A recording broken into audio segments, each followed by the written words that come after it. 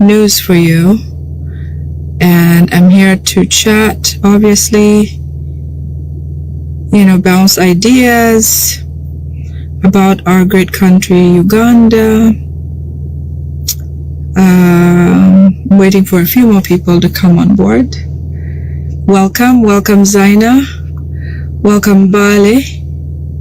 Good evening to you. Welcome my people. Welcome. I hope you're doing well. I know it's tough in Uganda right now. Times are tough, life is hard, you know, things are not the same, and it seems like they're getting worse. But I want to encourage you, because this is darkness before dawn. It seems tough, but we should be here.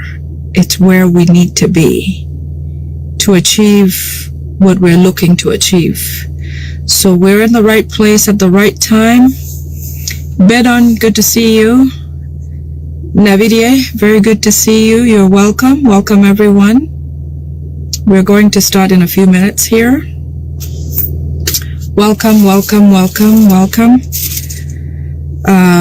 You know, I've been interested and curious to know if I have some friends who would like to give me some ideas on what they'd like to hear me talk about. I've had some requests for some friends to say some things in Acholi, so I'm going to be doing an Acholi video at least once or twice a week. I wish I spoke more languages. I speak Luganda, but not very good, so that'll be hard to finish. But I'm very fluent in Acholi. That's where I'm from. Thank you, Bale. I appreciate you too. Welcome, Lorenzo. Welcome. So if you have any ideas, please let me know what you'd like to see, what you'd like to hear. Obviously, I try to keep up with things that are happening, you know, current affairs, to compare. Sometimes I look to Asima Willett, Bible and Politics. I follow him online, and we do guide our information, same channels most of the time. I do follow, obviously, Fred Lumbuye, and other people on social media.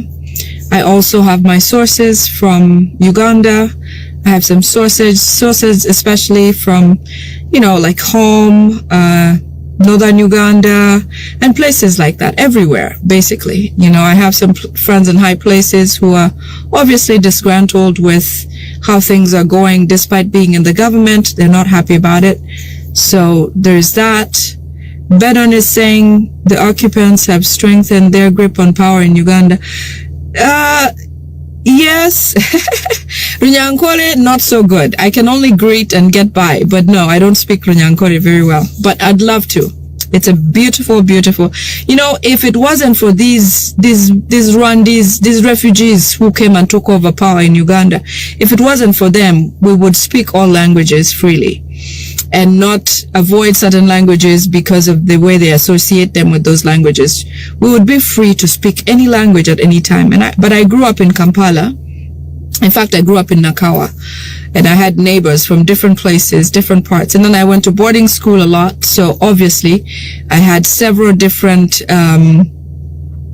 thank you, John Baptiste. Thank you.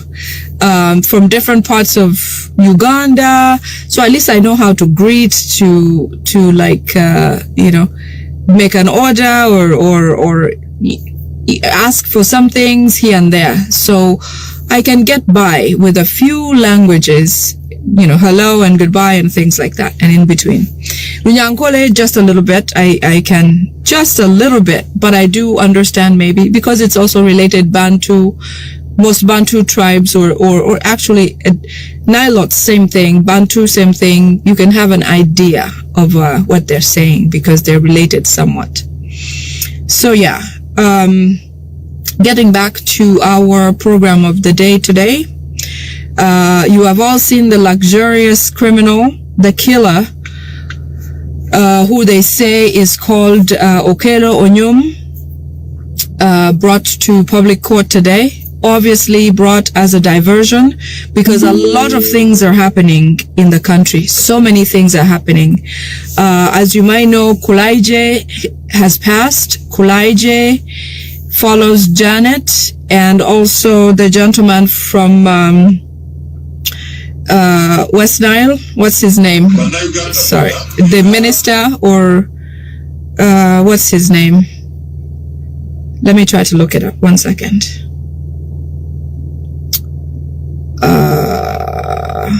Moses Ali. Moses Ali is also gone. He's passed. During this time while they're in Changkwanzi and, you know, everything else going through, the mafia actions going on, they're trying to make sure that we don't focus on what's important. And obviously they're ashamed to share things like that now. They're afraid to share their losses because it is a celebration from our side. Jacinta, yes. Moses Ali.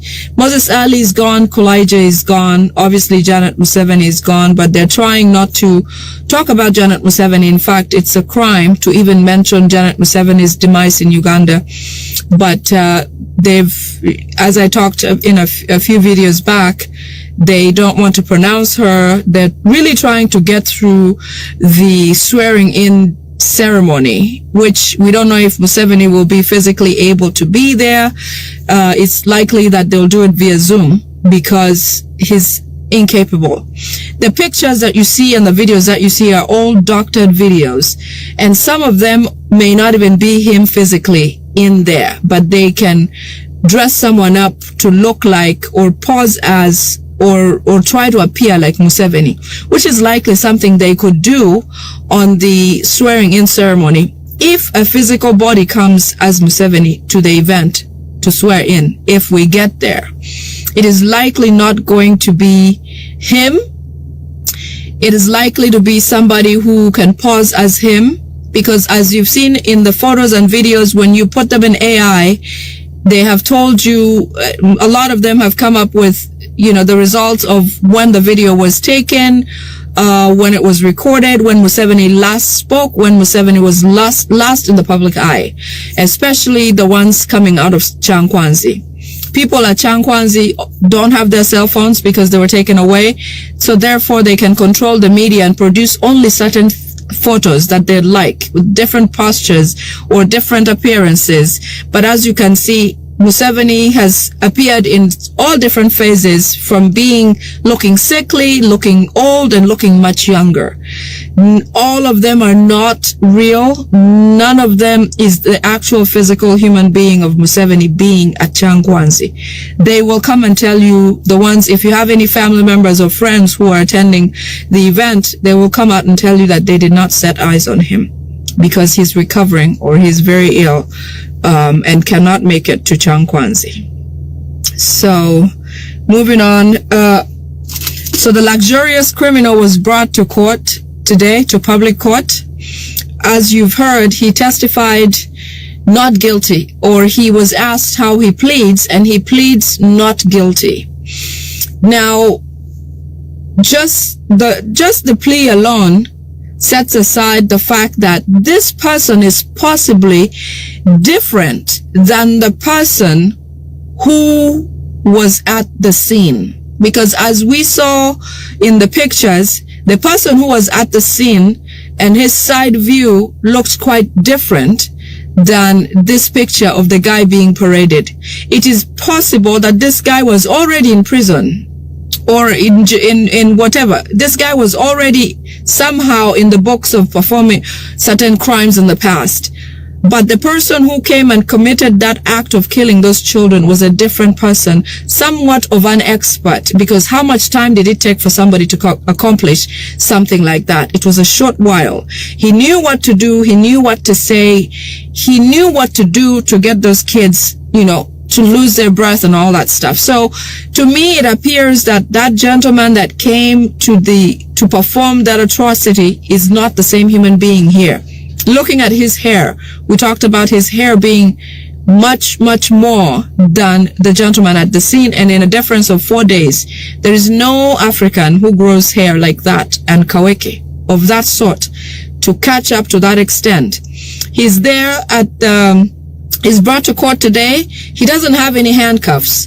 Even in the United States, when you've watched a movie of a criminal of such sorts who was killed, at least visibly caught killing somebody, you know, or even a suspect with very clear, even let's say we don't have very clear evidence that this person actually did it, but as long as they're in custody. Because if somebody is arrested here for, let's say a husband is dead or a wife is dead, and the prime suspect is one of the spouses, they will take that person and try to determine in a room of where they will interrogate that person to try to place them either at the crime scene or somewhat, so that they can say that this person may be a suspect. And if they are not anywhere at the crime scene or anything of that sort, they let you go. If you don't have any signs of having committed this crime, they let you go within a few hours. But if you are suspected to have committed the crime and your alibi does not match the scene of the crime or what happened, then they will take you in and hold you for further investigation because you are a flight risk or you're a concern of harming somebody else. So they'll take you somewhere in custody and hold you in there until they deem you're innocent. Now, while being held, a criminal of such caliber, you are not free. In fact, you have a chain on your legs from one, I don't know if it's still a handcuff or a leg cuff, something like that. You either are in chains from your cuffs on the arms to the cuffs on your feet and in between, or you are maintained in handcuffs for the duration of the time that you are exposed, especially being tried among other people. This is a public trial. If this man is as dangerous as they say he is, why doesn't he have a simple handcuff? A simple handcuff just to protect the public that is around him. In fact, if he was such a dangerous man, he would not be brought to be tried in public. Because what if he does something else, okay? So I'm just trying to paint a picture where this man whom they brought free, hands free, no handcuffs, no chains. In fact, the police stood back away from him, the prison's guard. They stood a bit far from him. He was offered water to drink. Now, I've seen how prisoners are held or handled in Uganda, and it's not comparable to anywhere in the rest of the world, especially the Western world where I've seen this happen. If you are deemed some sort of criminal, which this man was caught red-handed, okay? They say the same man was caught red-handed and brought to the from the crime scene, caught right after killing those children. He is taken away by the police and prisons. The police never lose touch or hold of him. Okay? It's not like he disappears and comes back or they go and, no. This is the same guy from the crime scene, taken to prison to be held, and then brought to public court. He's brought free. No handcuffs. He's given water to drink. He is dressed and has had at least 3 changes of clothes we have seen. 3 changes of clothes. Now, it's not unfair to compare this prisoner and call him luxurious, because compared to the way Noop, in fact, during the burial of Mrs. Edith Mufumbiro, okay, most of the people who are carrying the coffin, the ones wearing the Noop uniform, were abducted and taken away under the orders of Muhozi and Salim Saleh, because they feel like every day that passes they are demolishing Noop. But when things like this happen and bring people together, they are surprised that Noop is still a very, very strong party. It is strong and it will not go away.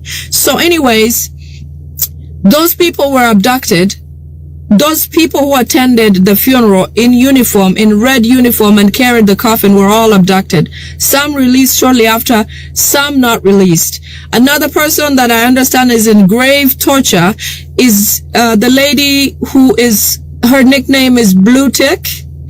She, I understand, is undergoing severe torture. Now, this is someone who nobody has caught committing any crime, compared to this Onyum person that they're talking about who killed 4 children. Miss Blue Tick has done nothing of any sorts. But watch for the day they'll bring her to court. She will have almost no life in her.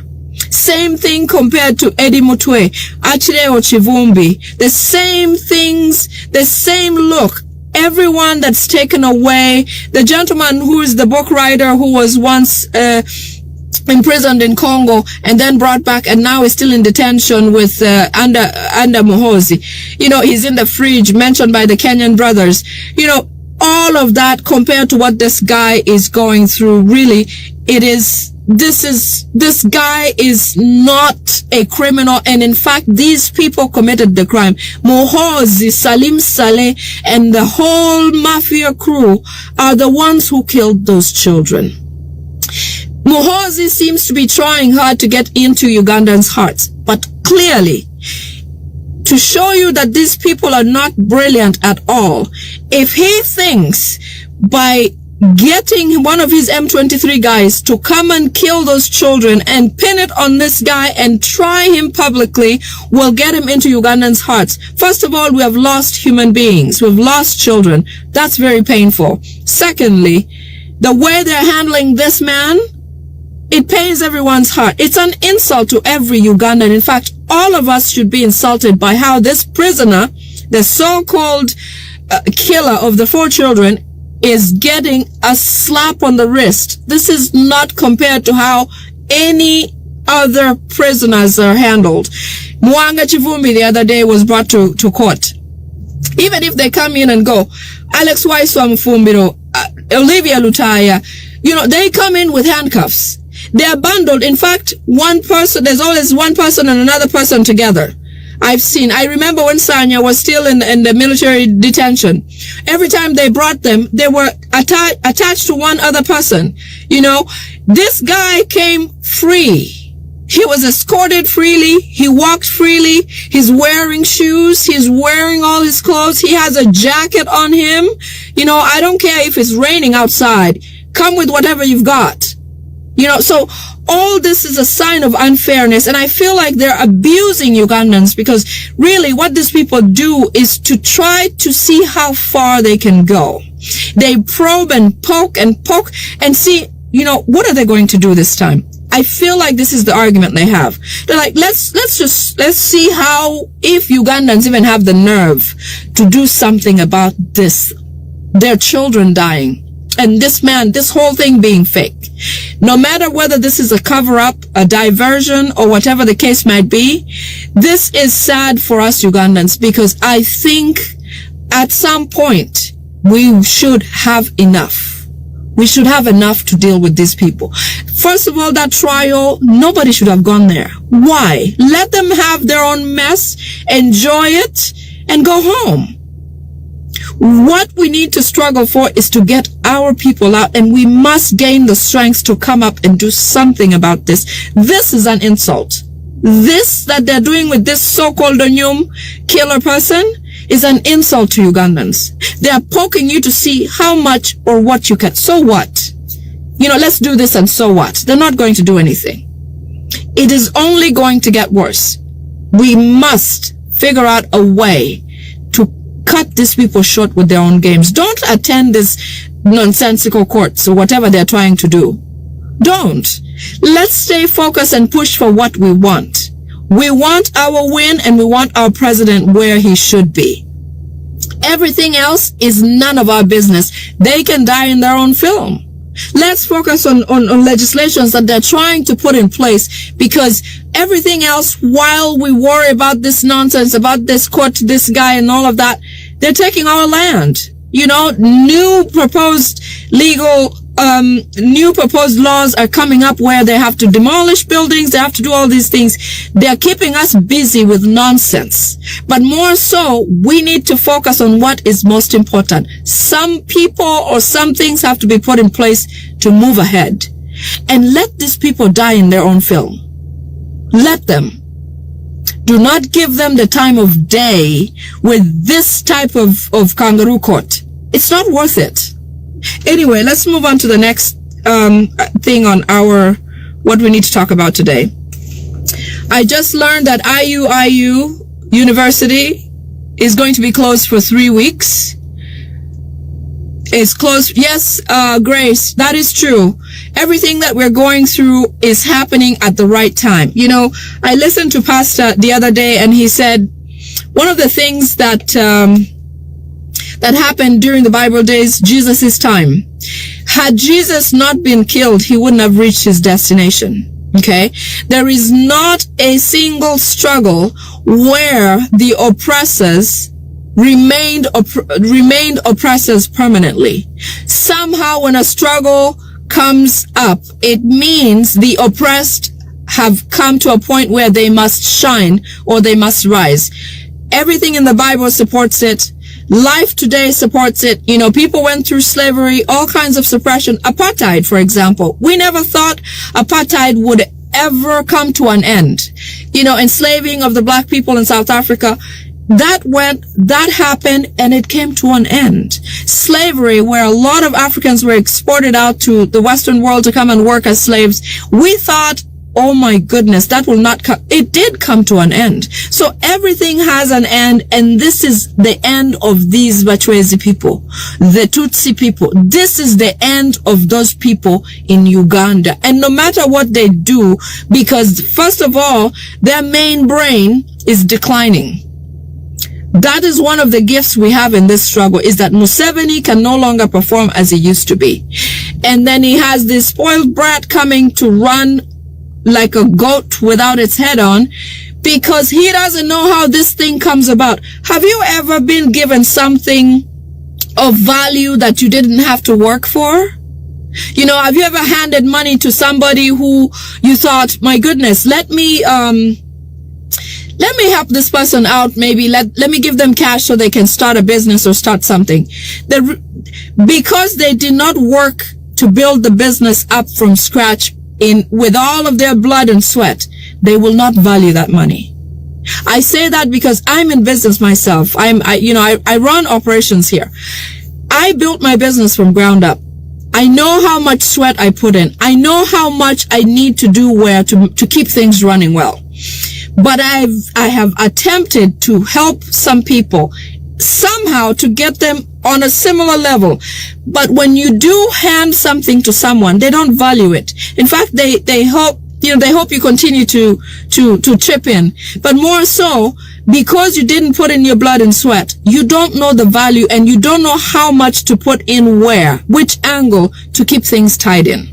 That is the issue, the thing that we have as a gift for Ugandans today. Okay? Museveni worked really hard to build the Uganda that he thought would be his forever. He raised his son, handed him everything, I think he had a whole G.I. Joe jungle or whatever, and he thought that was the military. Okay? He has never actually been out to the real Ugandan military training. He went to, I understand the son of Bukenya took all his exams. Andrew Mwenda took all his exams. He doesn't have the mind to attach to the circumstances that are going on to try to make things as his father did. His father gave him a soft landing. Therefore, he doesn't have the roots to hang on. It is a gift, Uganda, and this is the time that things are going to change for us. We have tree trunks hanging without the roots. It is a gift. It's the most perfect time for this to happen. So I know that we are where we are today because it is time. Thank goodness for His Excellency Kyagulanyi Ssentamu for coming, because he opened our eyes and showed us, he unveiled everything that was wrong, that we didn't even know was wrong, because most of us were taught to just be quiet. Be quiet and listen. Just listen and follow. Just listen and follow. Kyagulanyi Ssentamu came in and said, wait a minute. Everybody look here. This is what's going on. And here we are. So we're in the perfect place and time to achieve a new Uganda. It is the reason they're scrambling to make sure that they can cause all kinds of chaos. They think that's how Museveni came into power. Museveni did not come in the way these people are doing it. So because they're running wild without a plan, without strategy, it is all getting worse. Everything they put their hands on, everything they propose or decide ends up burning them. Everything. So despite the fact that it hurts us sometimes, let us keep the faith, because we are right where it should be. We are right where it should be. Every experience that has a great return, it takes blood and sweat. Now, it's sad that certain things are happening the way they are. People are being hurt and all these things, but it is part of the struggle. You know, we hope, and I know in the president's hopes is that no more blood is lost. I understand that, and I hope that doesn't happen. But the way they're doing it, they're causing bloodshed on our end, and we're not returning that to them. But in return, without them knowing or with knowledge of, even they are dying like flies. Kulaije, who has ordered all manner of assaults, he was one of the people that worked really hard in the court-martial or the military court-martial. Where is he today? Kulaije's child with Kulaije's last name will never even be an LC1 in a community. Never.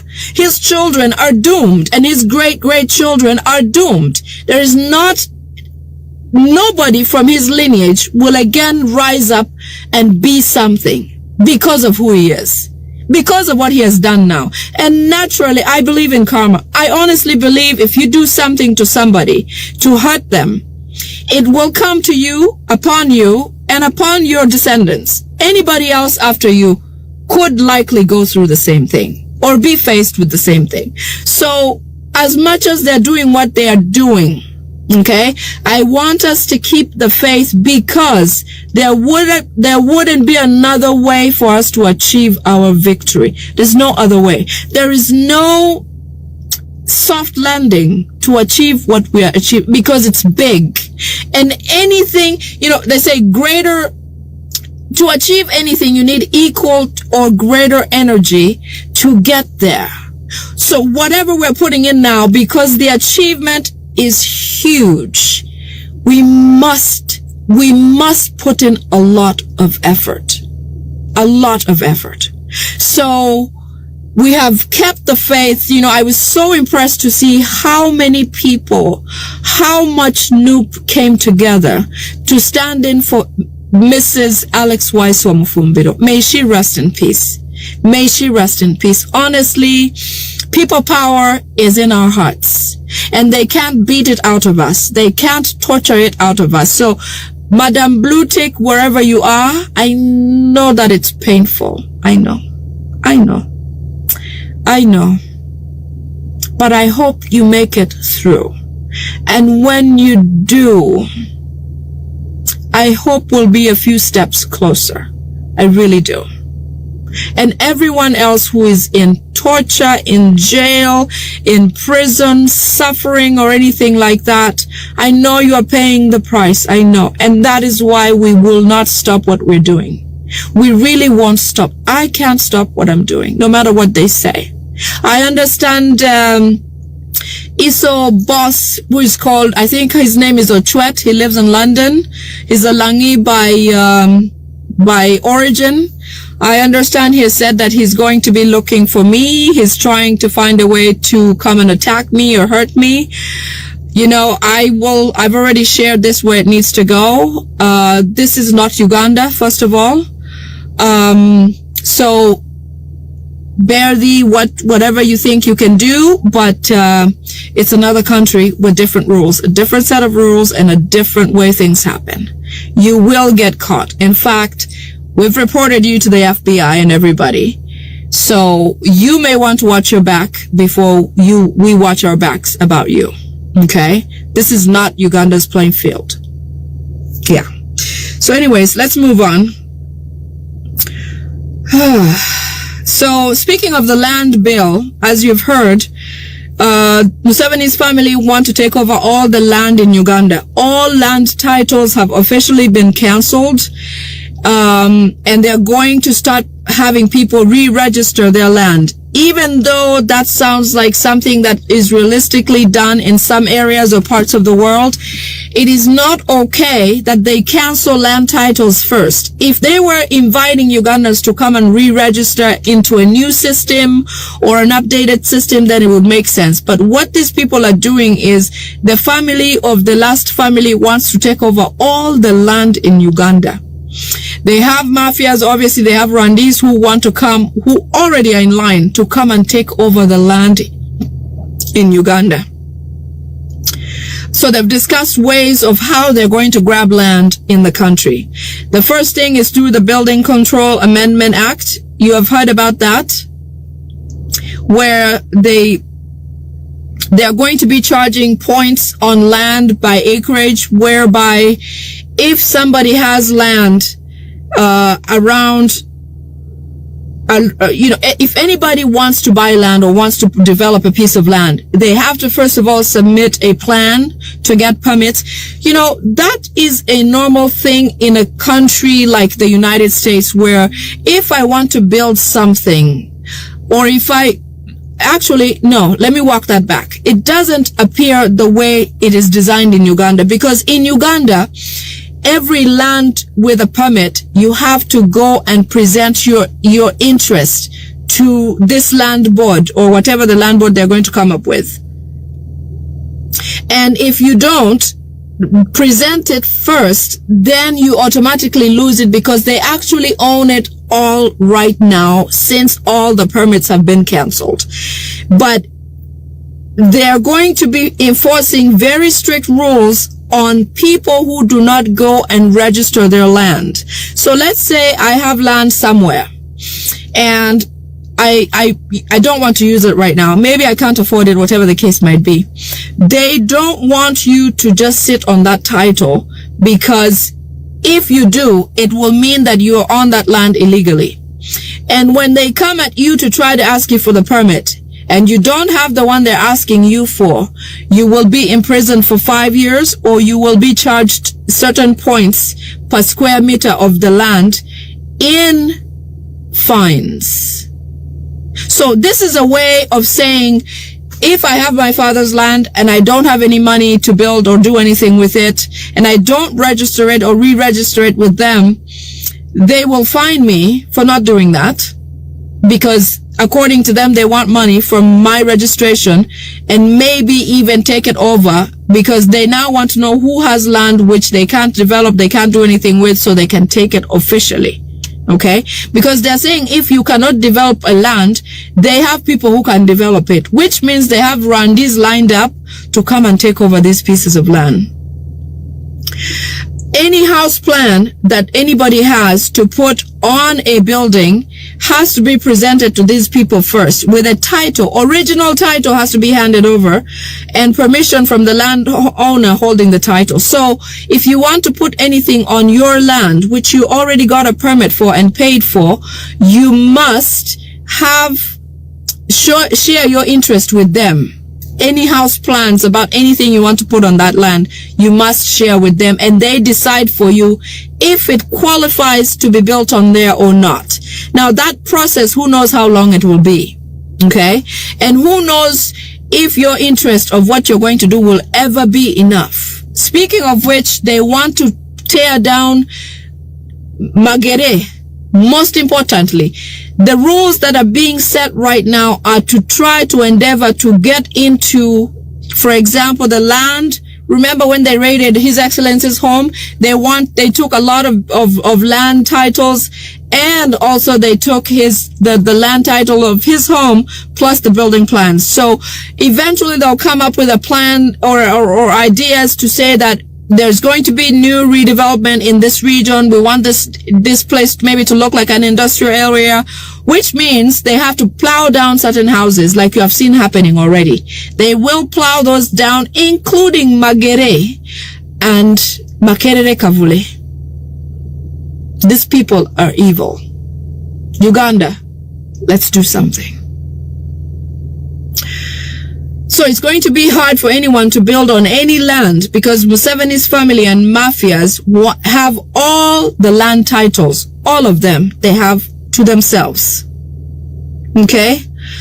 Next thing, Muhozi and Salim Saleh have instructed Wakiso district land planners to provide the house plan for Magere. I was just speaking about this because they want to take over Magere. They want to destroy BOBIWINE's home. They want to destroy his, the whole area, the land. I know where the building sits, the plantation, Lusuku, the land where Mrs. Barbara Kyagulanyi had the events on that area. All of that, they want to take over and plow down the house and build something else of their interest. Basically, they have taken over the land title of His Excellency Kyagulanyi Ssentamu. You know, if these people were smart, okay, and I'm not trying to give them my advice, if these Muhozi people were smart, for them to not look like they are targeting His Excellency Kyagulanyi Ssentamu, they would do this to all opposition runner-ups. All of them.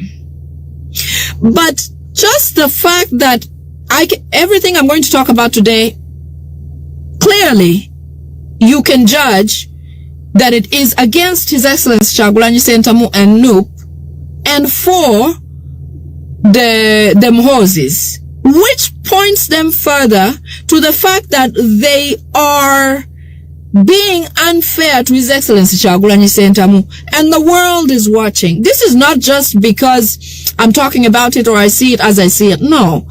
If they claim that BOBIWINE is a terrorist, okay? They say NUP is a terrorist organization and BOBIWINE is a terrorist.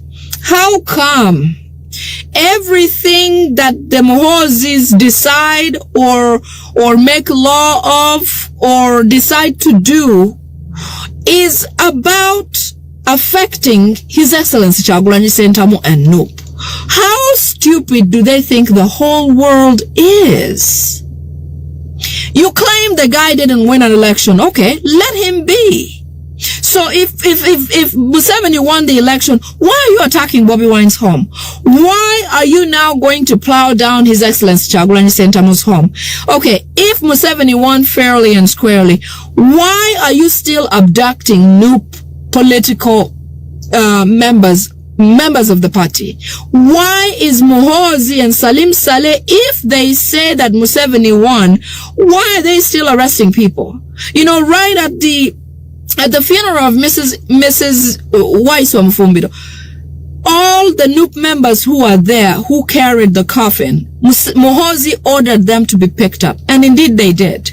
A few of them were let go of. A few of them survived mysteriously. And, you know, sorry about that. Something happened to my phone. So if they say they are who they are and they're legitimate and they won the election and they are, Uganda loves them and all these things, why are you going at His Excellency Kyagulanyi Ssentamu this way? Why? Why? And you're not attacking any other political runner. Nobody's harassing Mugisha Muntu. Nobody's harassing Nandala Mafwabi. Nobody's harassing anyone else. But His Excellency, why is it NUP that is Muhozi's problem? Why? You're going to know as we go along, because I have some more interesting things about this gentleman in jail, the FDC gentleman, if he is actually in there, which I don't believe he is. Anyway, so they want to get the land title of Magere, which is the home of His Excellency Kyagulanyi Ssentamu. They want to tear down his home. They want to tear down the whole area and build something else that they would like. They are also going to tear down the new office in Kavule, the main office in Kampala of National Unity Platform. They're going to tear it down. In fact, the next few days, if it's not done tomorrow, this week will not pass before they attack and plow down part of Magere, part of NUP offices in Kampala at Kawempe. So let's look out for that. So every district is required to produce plans, the whole district, showing houses in every area, every parish. They have to reproduce all those land, all those buildings and plans showing everything. And they're going to do mass destruction of people's homes.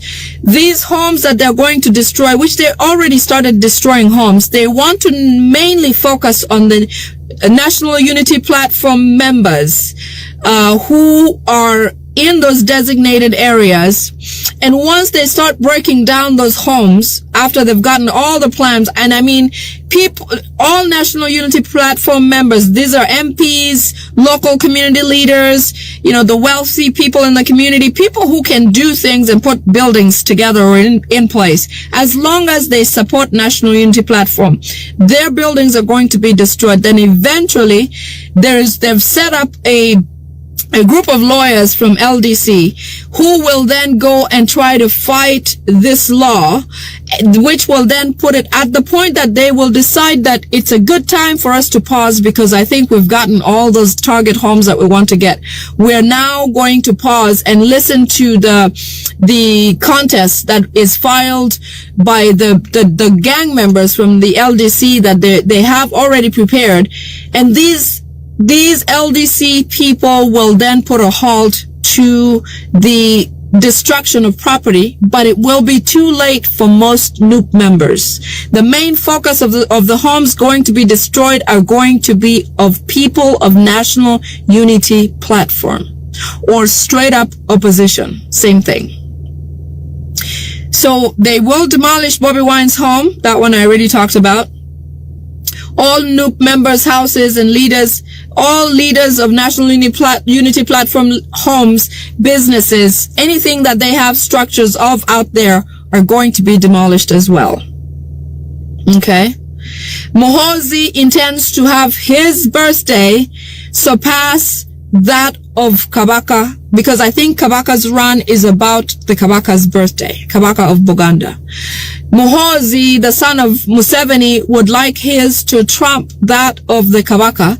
So his already preparations are underway. I understand the people who make t-shirts in Nightil have been forced to make Muhozi's birthday t-shirts, which will eventually be distributed all over. And on his birthday, he's going to try to impress, you know, by giving gifts and money and support to women's groups or youth groups or men's groups or whatever, because he's trying to get back into the hearts of Ugandans. But he doesn't know that Muhozi, that he does 50 things. 49 of them are harmful to people. Only one may be good, but it's easily forgotten. Imagine a child that's beaten so much, abused, being given cake. That's how Muhozi treats Uganda. It doesn't matter that one thing he does, because he has done 49 other damaging things. How can he expect us to be happy with him ever, when some of these women in these groups have lost a child? Some of them have their child abducted they've never seen. Many youth have been abducted by Muhozi, by his orders, SFC orders. Some are in torture chambers, some were killed. Okay, there is that place that I showed you along Entebbe Express Highway. There's a swamp or some sort of swampy lake that is steady or still, where they've dropped a lot of dead bodies. Many youth have been killed and dumped there. If you die in their hands during the torture, they just find a place to dump you. None of these people have been buried decently by their family, if their family even knows. The lady who I showed you recently in the video, the one who was abducted on election day, she happened to be in town. Just happened to be in Kampala, on the streets, talking to somebody about something not even about politics. And then it so happened that the people that she was talking to were discussing hopes that His Excellency Kyagulanyi Ssentamu will win the election. And when they caught wind of it, they took all of them to be tortured.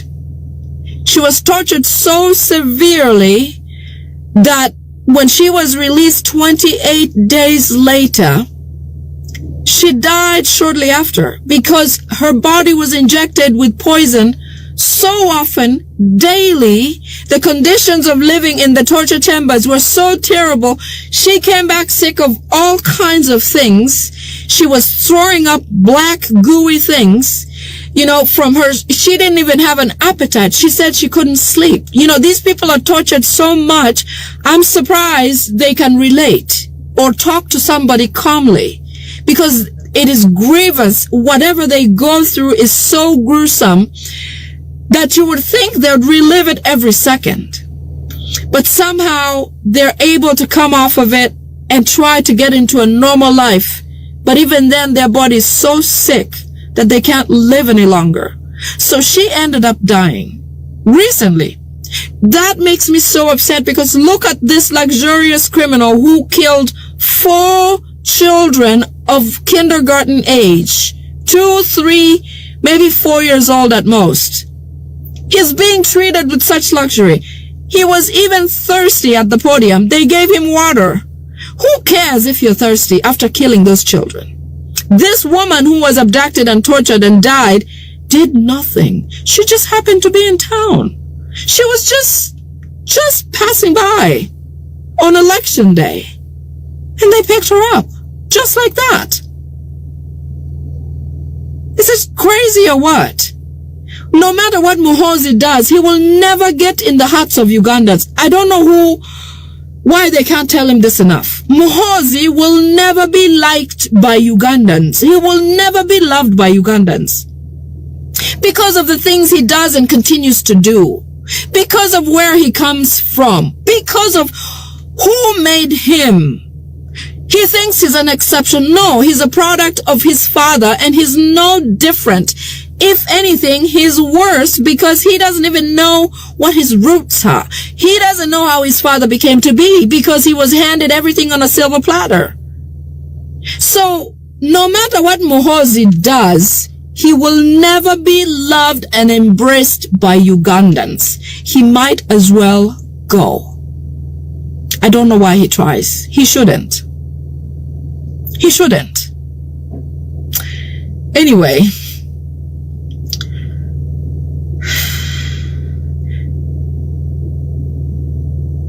we must, all these birthday things that are coming up, please don't go to them. I don't care what Muhozi is offering on those birthdays. Where, even if he's going to have 54 parties in 54 different cities or districts or whatever, don't go to Muhozi's anything. I think maybe he'll learn a lesson. Muhozi cannot beat you into loving him. Don't go. In fact, even this swearing in that they think they're going to accomplish, just don't show up. Don't show up. Because anytime you show up, it's going to end up into some sort of torture or some sort of abuse. Maybe they'll feed you something that's poisonous.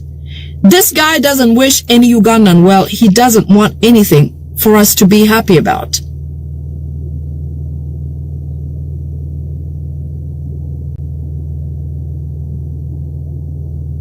So I understand all the land. Did you know that the oil in Uganda is the second best crude oil in the world? In fact, the oil that is in Bunyoro area is too thick to transport because it's so crude and heavy. So because the bend goes higher, if it's to be sent to like places in the city, it is steep. You know, water does not travel upward. Water has to travel on the slope. And because it's so heavy, they have decided to create the oil in Amoro, Bunyoro. They are trying to find a way to get it out of Uganda, but they really cannot quickly and swiftly do that because the oil is very thick and valuable. So what have they done with this value of Uganda? Because all mineral rights, all oils, all minerals underground, the government has created memorandums of understandings with countries like China, Japan. They have deals where they coexist somehow.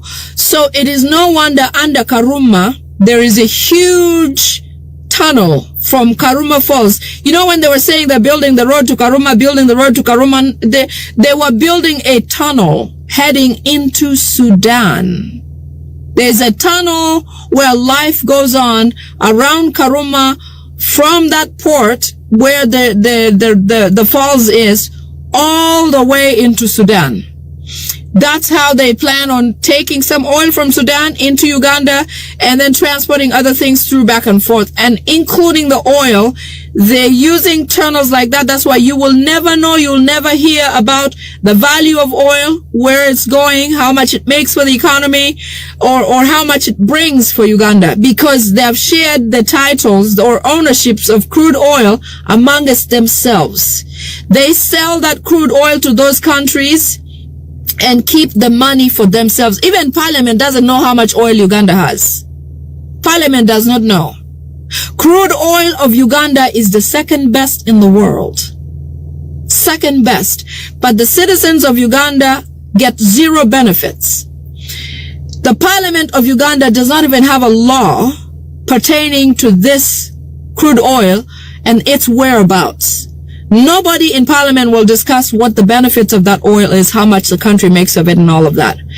The owners of crude oil in Uganda is Kagame of Rwanda. Can you believe it? The owners of Uganda's crude oil, when the oil is sold, the beneficiaries of crude oil from Uganda are Kagame of Rwanda, Salim Saleh, Amama Mbabazi, Besigye. The same Besigye, who they claim is in prison, is the owner or part owner of Uganda's crude oil, and part of the sales goes in his pocket. Besigye of FDC. I know that people are very iffy about Besigye, and every time I mention Besigye, they cringe. Some people support him seriously. But I don't see why I should support a guy who was in the bush with Museveni, who was the doctor of Museveni, who did not tell Uganda that Museveni was a Rwandese, and who never told Ugandans that Museveni was called Tibahaburwa. If Lumbuye had never come on social media, we would have never known. Besigye is one of the worst things that happened to Uganda, because Besigye was in bed with Museveni all along, trying to keep Museveni's government looking like a democracy. Besigye is the #1 enemy of Uganda. #1. I know that people love him, but I don't understand why somebody like him, Besigye, is making such profit from Uganda's oil. When was that agreement signed? When did Kagame, Salim Saleh, Amama Mbabazi, Besigye, Natasha, Sam Kutesa, and Tumwine sit together and make an MOU and say, I get 20% or I get 10% of the oil? Where does that leave Besigye's political career, and how fake it was all along? I don't believe in Besigye. I don't believe in FDC. I don't believe in Nandala Mafabi. He was definitely obviously paid by Museveni. I don't believe in Mugisha Muntu. Mugisha Muntu was the army general, army commander when the LRA war was happening in northern Uganda, where I come from, where they killed about more than half of my family. In Acholi, the army commander was General what's his name? The one who ran in the opposition, Mugisha Muntu. How come Mugisha Muntu has never come out to give account of the Acholi LRA war? How come Museveni is comfortable with Mugisha Muntu being his opposition? And yet this is somebody he was with in the bush, who knows all the tactics and so on and so forth. Why is it that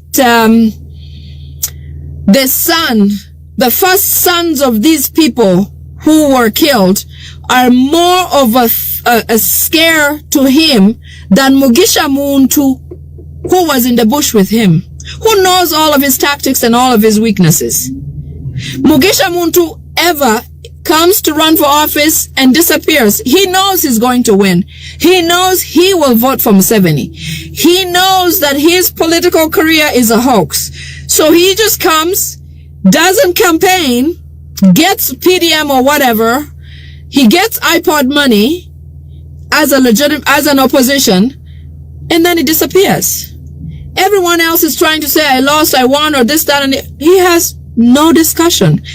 Mugisha Muntu doesn't care if he won. He doesn't even want to win. He's a loser. I mean, Ugandans, let's wake up. No more opposition except His Excellency Kyagulanyi Ssentamu. Clearly, there has never been an opposition like Kyagulanyi because we have seen it. Nobody else, none of the other peasant party. What is that? The guy went and sued, and yet he was the last in queue of losses. He was the worst of the whole election. But he's the one who went and filed a suit, a dispute about the elections. What is he trying to look for? Do you see how fake these people are? The last person is supposed to lay low. The second is supposed to try to fight it. The third can partner with the second and both try to fight it and agree on maybe the second one winning and working with the second one. But the last one in on the tier is the one who went to court and filed. Do you see how much drama that is? It doesn't make sense. So anyways, the owners of crude oil, and when the sales happen of crude oil, the funds are shared between Kagame of Rwanda, Salim Saleh, Amama Mbabazi, Chiza Besigye, Natasha, Sam Kutesa, and the late Tumwine. Tumwine, I understand, was killed because he had some disagreements. He wanted to take more for himself. And they said, well, you're going to have to get out of here. That's how Tumwine ended up being gone. In the next few days, there's going to be more school fires. I understand they're preparing and gearing for that. Different areas. There's going to be, I was supposed to speak about this a few days ago, something about more deaths of people in high places, generals and other offices in government. But as you can see, I'm late because a few people are already gone. That gentleman who went and broke a house, somebody's home, I forget his name. That one passed, I think, a few days ago. Kulaije is gone. Moses Ali is gone. At the NRM caucus at Chankwanzi, I understand there's going to be a lot of them dropping like leaves because several, at least assured 5 tops have been poisoned. They've also, they're breaking up. They're having breakup groups where they meet and talk. And I understand a few of them have kind of discussed, who's the Minister of Lands? I'll get to him when I get there. Owino Market. Muhozi is upset because he's supposed to be building something around Owino Market, and the people building his home have said that they can't continue until Owino Market is burned and destroyed. So Owino Market anytime now, because Muhozi wants to build right there, right where the market is. So any of these days they're going to burn it down. All proxies, people who carry or pose as owners of certain wealth in Uganda on behalf of the the last family. So all of those proxies, they've ordered that they have to do away with them. Nabukera, I think there's a Nabukera Arcade or something like that.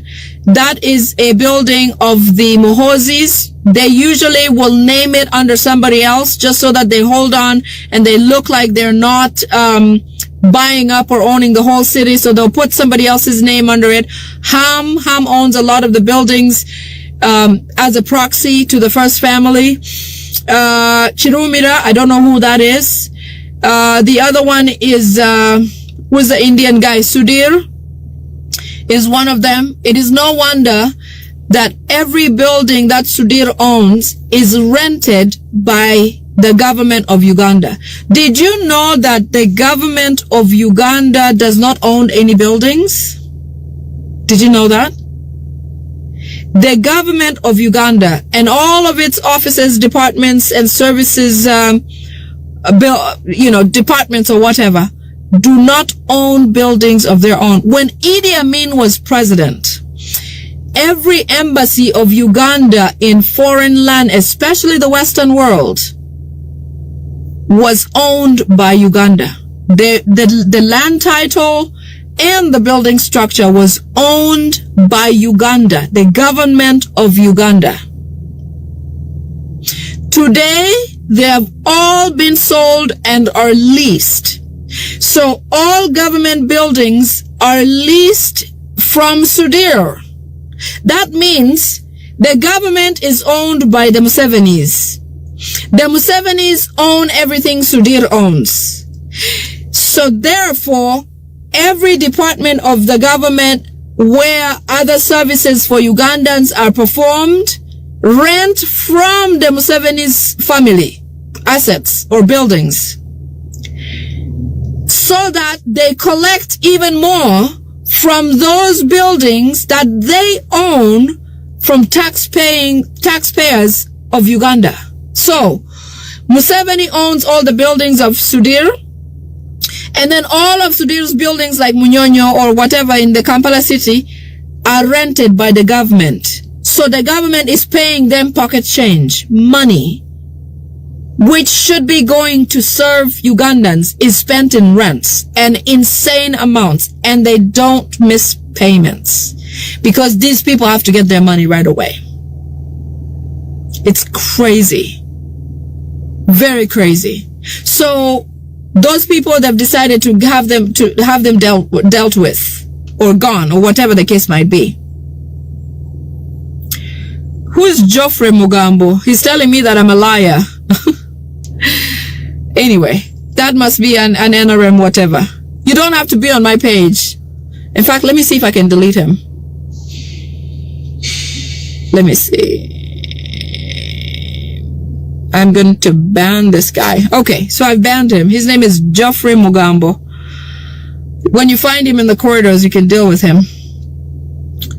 So there's a person called Pastor Chaze. Anybody know Pastor Chaze? I'm not very familiar with what he does or who he is. Apparently Muhozi says that they have to deal with him. They need to take care of him and deal with him. Muhozi wants to prove to the authority that he's going to start breaking down some born-again churches, just like Kagame is doing in Rwanda. He's going to require licenses of theology or degrees of theology for pastors and things like that. But they've already done a lot of damage. He's not going to clean up anything because people like Bujingo, they're Rwandese. All the pastors in Uganda in these fake churches where people go and cry or whatever, with all kinds of stories, all those churches are of Rwandese descent. So even if it requires a degree, it's their people. Okay? I know that when he makes rules like this, he's guiding them towards actual Ugandans. So maybe Ugandans will be banned, but their original Rwandese who are running these churches may stay. Or if not, like I said in maybe my last video or so, they want to get rid of these pastors who are older now. They want newer generational pastors now. They're tired of those old ones. Besides, those old ones have a lot of information. They know a lot of dirt that the government has done because they've sent them on missions. Like when they went to His Excellency Chagulanyi's home to meet with Mrs. Bobby, they did go with intentions and knowingly to try to figure out how to get Bobby to say certain things or to call her husband and things like that. So they've been sent as spies and they know they've done some dirty deeds. If they're pushed to the corner, they will speak and they'll tell the truth. So it may be a way to eliminate them. It is likely and possible. Okay. So while in Changkwanzi, I understand they're having a lot of breakup meetings with different departments, health department, Ministry of Health and all that. They have given accountability about a measles pandemic coming up. So in this meeting where the Ministry of Health Minister Jen Ruth Acheng and the rest of them, they have said that they have already given the measles, they have injected measles in some children in certain areas. They have released measles vigorously and it's spreading. And this type can be, you know, I don't know if you know about measles. When somebody has measles, especially children, it's not like malaria where you catch malaria and by evening you're uneasy, your body's aching and all that. Measles is a disease that eats from the inside out. So let's say a child has measles effective today. You will not know until maybe a week and a half when their skin, it starts to show on the skin in form of small bumps. It takes a while eating the inside of you. Inside, where your organs start to fail, your organs feel queasy and weird. That's when you know that a child is sick. That's when fever comes on, not immediately. That's when you see the rash on the skin, then you know that a child is sick of something. So apparently the one they've given is the type that will only be realized after 3 weeks. Imagine 3 weeks of the measles working on the inside. And the side effects are loss of appetite, dehydration, eye pains. What their goal is, they want to make sure that these children are sicker than ever so that they can then come out and say it is time to mass vaccinate. And who knows what they're going to be vaccinating with. They've done HIV before. They've vaccinated people with fake vaccines before, expired vaccines, all these things. Remember, they said they don't want to have any, they want to try as much as possible to suppress population growth amongst Ugandans, indigenous Ugandans, because they want to take the country for themselves. So there's already been mass injections or infections amongst those people, the children in certain areas. I don't know where the areas are yet, but I understand they're going to try to give different infections in different regions so that every area has some sort of pandemic. They're locked down, then they'll inject them with whatever they think they want to inject them, and then we have a big problem on our hands. They want to try to depopulate and stop population growth in Uganda. Suffocate it, stifle it. Okay?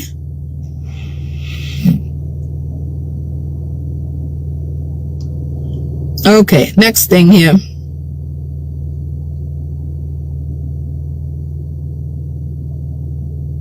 So I mentioned NUP offices being removed. It's a resolution that has passed. They've signed it already. They've agreed to it. They're going to come and demolish Kavule, the NUP, the main offices in Kampala. Okay.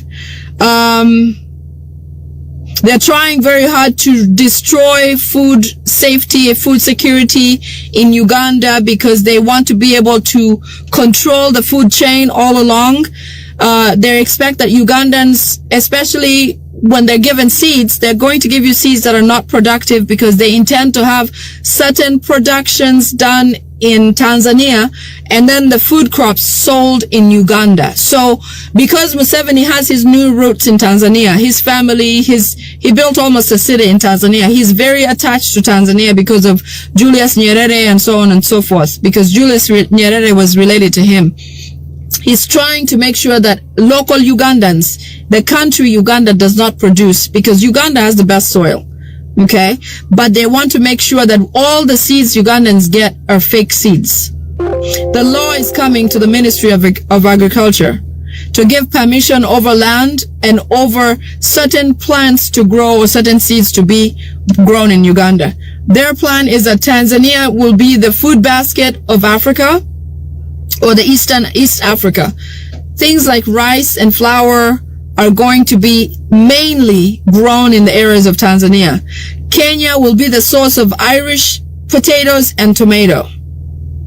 Maize will be bought from Tanzania will be brought to Tanzania for processing, because when it's grown there, they'll easily process it there. Electricity produced in Uganda, 70% of that will be exported to East Africa to run factories in Tanzania, in Kenya, Rwanda, and obviously other areas like Sudan where they occupy. All pineapples and watermelon produced in Uganda are going to be sold and exported solely by Salim Saleh, nobody else. All Ugandans must be suppressed to make sure they don't have any financial stability or muscles to be able to gain again and feel stronger. They want to take over Uganda so that Ugandans do not thrive in their own country. This Chitsanja, all Rwandese women married to non-Rwandese, they should poison their spouses who are Ugandan. So designation by year, I don't know. Okay, that's a love thing. It's hard to speak about. But apparently that's what they would like to see of their Rwandese who are married to Ugandans. It is time for them to turn off that switch. From Chankwanzi. So they've been breaking up in groups. This is another breakup group where they've decided to eliminate Katumba Wamala, and some of the generals are not happy about that. They want to do Katumba Wamala like they did Lokech. Maybe one day I'll come up and speak about how General Lokech was killed. But so far, they have planned and they've signed off on having Katumba Wamala taken care of the same way the Lion of Somalia, which is Lokech, was put to his death. Museveni and Muhozi have agreed to that. So far, 5 in Chankwanzi have been confirmed poisoned. So when we wait and see, you know, we'll know when that happens. Once they return, there's going to be increased murders around, because remember when I read you the agenda of the event in Chankwanzi, one of them includes eliminating all NUP members in the neighborhoods, people they know, and they'll have protection while they do that, so they don't have to worry, they can act, and RPC or RDCs will be by their side protecting them. So, yes, that's what I was talking about earlier. Okay. Next thing here.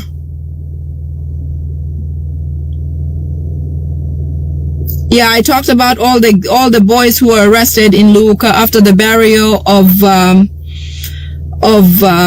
Mrs. WAISWA Mufumbiro. That was something that they had proposed, and they did. They've ordered the arrest of NUP spokesperson David Louis Rubongoya, Secretary General.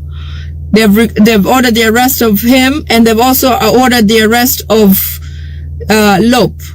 Honorable Joel Senyonyi. They're going to be arrested and taken away and taken to their home with a lot of escorts. Obviously, the way they abduct people, they'll